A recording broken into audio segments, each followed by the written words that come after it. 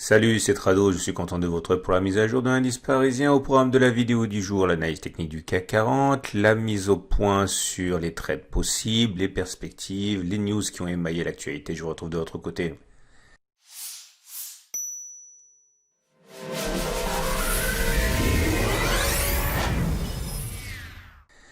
Alors, première des choses, comme vous pouvez le voir, la hausse continue. On est à 3,36% de hausse aujourd'hui et au registre des nouvelles qui peuvent expliquer ce qu'il se produit, on n'a pas grand-chose si ce n'est que ce n'est pas aussi mauvais que ce à quoi on pouvait s'attendre, que ce soit les chiffres d'activité des directeurs d'achat, de l'emploi. Ça continue à se dégrader, mais il semble que malgré des chiffres d'activité moribonds et des emplois qui continuent de se dissoudre, on dirait pour certains que des signes de reprise rapide se manifestent dans les pays qui ont déconfiné, et à partir de là, c'est une fois le plus le FOMO, Fear of Missing Out, c'est-à-dire la peur de ne pas participer à la hausse qui l'emporte avec des achats de ceux qui veulent absolument participer au banquet.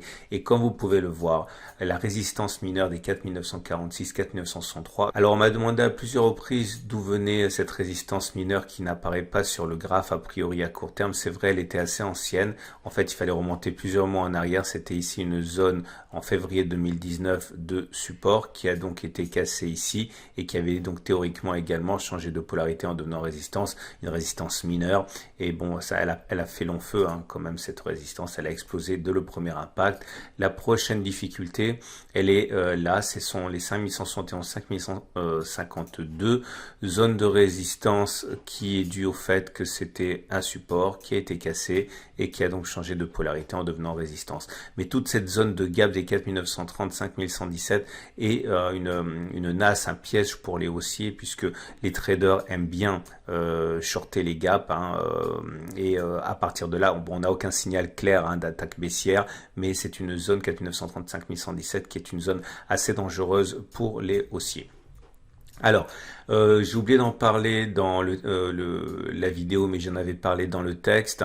Hier, vous voyez la fameuse épaule tête-épaule qu'on avait suivie tout au long de la semaine, il y a 3 semaines, et qui a donc été complètement respectée dans les objectifs, puisque comme vous pouvez le voir, le premier objectif qui était la hauteur de l'épaule et qui a fait l'objet d'un trade pour moi a été atteint, ça c'est assez évident. Le deuxième objectif qui correspondait à la tête, et on avait backtesté ça il y a 2 semaines, a été atteint également. Vous voyez, ça a été atteint, en fait c'était dans le gap des 4880, 4910, et donc ça c'est rallié également, c'est bien. Et maintenant, comme vous pouvez le voir, je rajoute des repères graphiques qui vont être à mon avis intéressants à suivre. Tout d'abord, ce canal ascendant ici, dont la pente est complètement intenable. Alors ce qui est tout à fait possible, c'est d'avoir une correction avec éventuellement une sorte de latéralisation, et pourquoi pas avoir une nouvelle attaque haussière dans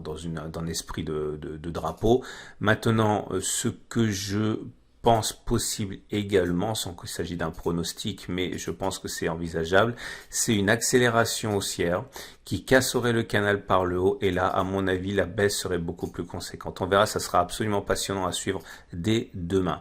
Autre chose, vous voyez, j'ai fait figurer pour plus tard, ça pourra nous servir, une oblique ascendante ici, qui sera sans doute sollicitée bientôt, d'ici quelques jours à quelques semaines. Mais surtout, j'ai envie de vous mentionner cette vague de Wolf qui n'est pas activée pour l'instant, mais vous savez que la précédente a été exceptionnelle dans son efficacité. En tout cas, vous avez ici les points 1, 2, 3, 4, 5. Alors attention, je vous rappelle comment ça fonctionne, la vague de Wolf. Il faut que les points 1, 3, 5 soient sur une même ligne. Enfin, on a le droit de dépasser, mais elle sera activée lorsque l'on reviendra en dessous de la vague de Wolf, en dessous de la ligne 1, 3, 5. À ce moment-là, l'objectif sera éventuellement d'aller chercher le point 4 ici, 4200. Et après le point 6, c'est-à-dire un contact avec la demi-droite 1, 4. Bon, c'est un peu prématuré pour l'instant, puisqu'encore une fois, il n'y a aucun signe de faiblesse. Il faut attendre un signe de faiblesse pour que on puisse trader ça dans des conditions intéressantes. Mais voilà, c'est une grille de lecture qui sera intéressante également pour suivre une éventuelle correction par la suite. On backtestera ça lorsque ce sera le cas. On enchaîne donc avec le gap, une nouvelle fois un gap. Alors on a backtesté l'efficacité des gaps hier. Il y a encore un nouveau gap à 4880, 4910. Je rappelle que les gaps, parce qu'on est dans un gap ici, ne sont pas nécessairement comblés. Ils sont généralement comblés, mais ils ne sont pas nécessairement comblés. Et ce qui nous amène aux éléments purement techniques, à commencer par la moyenne mobile à 20 jours et la moyenne mobile à 7 jours. Comme vous le savez, on en a beaucoup parlé en son temps. Le signal qu'on surveillait tous de très près, c'était le balai M7-M20 qui nous a donné un magnifique signal ici, avec le croisement M7-M20 fort. Je ne vais pas revenir là-dessus, ça a été backtesté, mais vous voyez, ceux qui ont suivi ce signal et qui ont tenu la position, hein, ce qui n'est pas mon cas, puisque vous le savez, moi je suis sorti avant de montrer le dossier, mais vous voyez le gain qui a été effectué. Et puis, enfin, en soit dit en passant, je vois pas comment on pouvait tenir la position avec toutes les résistances. Donc, il est normal qu'on soit sorti, sinon c'était vraiment du casino, je pense. En tout cas, ce qui est sûr, c'est que nous avons un T2. Alors, je n'avais pas parlé beaucoup hier parce qu'on avait backtesté ça déjà la semaine dernière. Mais vous voyez, on a fait un T1. Et là, on vient de faire un T2. C'est-à-dire que lorsque l'on clôture au-dessus de la bande supérieure, on a backtesté ça donc la semaine dernière, on a plus d'une chance sur deux d'aller faire un T2. C'est ce qui a été fait ici. Alors, est-ce que maintenant, on va avoir un T3? Alors, le T3, je vous rappelle ce que c'est. C'est une clôture au-dessus de la Bollinger supérieure avec la Bollinger supérieure qui monte et la Bollinger inférieure qui descend sur le T2. Donc, clairement, est-ce que ça veut dire qu'on va clôturer au-dessus de cette ligne demain? Alors, j'ai backtesté ça pour vous aujourd'hui. Je rappelle que tous les backtests que je fais n'ont aucune validité scientifique puisque mes échantillons ne sont pas assez vastes, mais je veux simplement vous transmettre ma façon de travailler. À vous ensuite de transformer l'ébauche de backtest que je fais en quelque chose de plus sérieux en backtestant davantage. Mais je vous rappelle quand même que si vous voulez gagner du temps, dans mon pack tout trado, il y a plein de setup et de règles générales que j'utilise. Et voilà ce que je considérerais comme un backtest réussi. Si vous avez la Bollinger supérieure qui monte et la Bollinger inférieure qui descend sur le T2 et que le T2 est une bougie qui monte et qui est verte, ok, et que l'on a un T3, ça sera réussi. Par contre, si dans les conditions que je viens d'évoquer, on réintègre les bandes de Bollinger sur la troisième bougie au lieu de clôturer au-dessus, ça sera perdu. Tout ça pour vous donner une idée de ce qu'on peut attendre demain.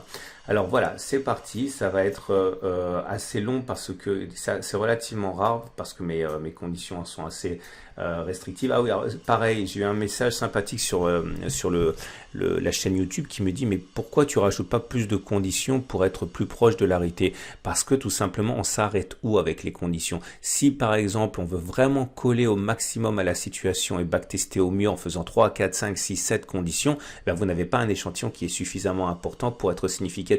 Donc je préfère avoir peu de conditions, une, deux, maximum 3. Ok, et de brasser des centaines et des centaines d'exemples, si je peux, hein, et avoir donc un backtest qui lisse en fait toutes les spécificités. C'est ma façon de faire, plutôt qu'être trop pointueux dans les backtests et arriver à une situation où on n'a pas suffisamment de matière à analyser. Donc voilà, le premier exemple, T1, T2 et T3, et pas de T3, ça a réintégré, donc c'est perdu. Ici, T1, T2 et pas de T3, c'est perdu. Dans ces cas-là, dans les deux cas, la Bollinger supérieure monte et la Bollinger inférieure descend. Ça ne se voit pas forcément, mais je vous assure que c'est le cas. T1, T2, et là, ça a marché. C'est une bougie rouge, mais on est bien au-dessus de la Bollinger supérieure et on est en progression. Là, ça n'a pas été comptabilisé parce que la Bollinger inférieure montait aussi, donc ça ne m'intéresse pas. Là, pareil, ça ne m'intéresse pas parce que la Bollinger inférieure montait.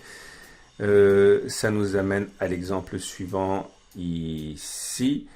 T1, T2, T3, T1, T2, T3, T4, T5, T1, T2, T3, T1, T2, T3, là ça a fonctionné, T1, T2, T3, ça a fonctionné, T1, T2, T3, T4, T5, ça a fonctionné, T1, T2, T3, ça a fonctionné, vous voyez où je veux en venir.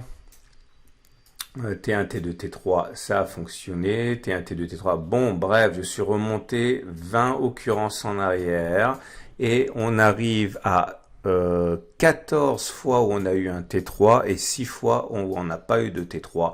Autrement dit, dans ce backtest qui n'a aucune validité scientifique, 70% des cas, on a fait un T3. Est-ce que ça veut dire que demain, on peut clairement acheter, trader à la hausse en espérant clôturer au-dessus de la Bollinger supérieure? Non, parce qu'il faut encore savoir à quel moment vous allez entrer, à quel moment vous allez prendre votre profit, à quel moment vous allez prendre votre stop loss, et il faut voir si ça correspond à un setup qui gagne de l'argent dans le temps. Ok, et là, le fait que l'on a plus de chances de terminer au-dessus de la Bollinger supérieure ne veut pas dire que vous allez gagner de l'argent avec ça, parce qu'encore une fois, tout dépend de votre ratio gain-risque, etc., etc. Mais en tout cas, ça veut dire quoi?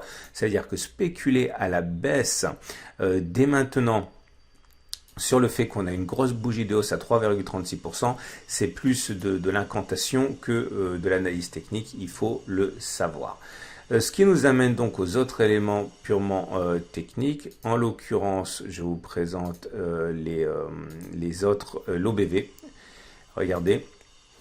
Alors tout est haussier, hein, on en a beaucoup parlé, le CCO dans sa surachat, zone de surachat, stochastique surachat au-dessus de son signal, MACD au-dessus de son signal, MACD 0 également, momentum au-dessus de 0, RSI au-dessus de 50, bref, tout est bon.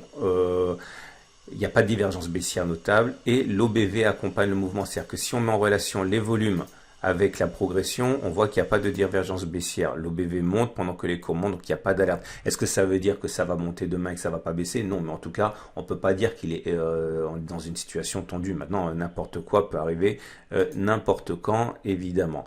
On va terminer avec l'Ishimoku. Alors là, je suis tellement content de vous avoir donné il y a 3 semaines ce signal haussier sur l'Ishimoku. J'avais expliqué que on avait fait un twist et que donc l'objectif c'était de prendre la distance entre le twist et le plus bas, comme ça. Ok, on va dire que c'est ici. Voilà. Et de reporter cette distance au-dessus. Autrement dit, le twist est au milieu. Bon, ça revient exactement au même que de prendre un Fibo 50 et de le tracer. Ça nous donne un objectif à 5220, on est là, et l'objectif il est là, et c'est magique, non c'est pas magique, pardon, ouh là là, je vais me couper la langue, non c'est pas magique, c'est statistique, pardon, et j'espère vraiment que vous avez compris ce truc, parce que ça vous aidera ça vous évitera de faire des bêtises.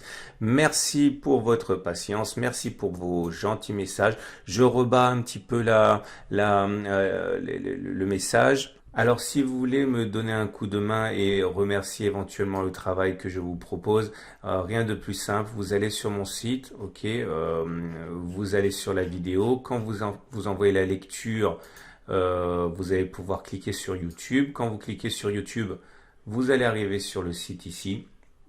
Et sur le site, vous pouvez cliquer sur le pouce bleu ici. Voilà, ça me fait extrêmement plaisir et ça m'aide pour le référencement.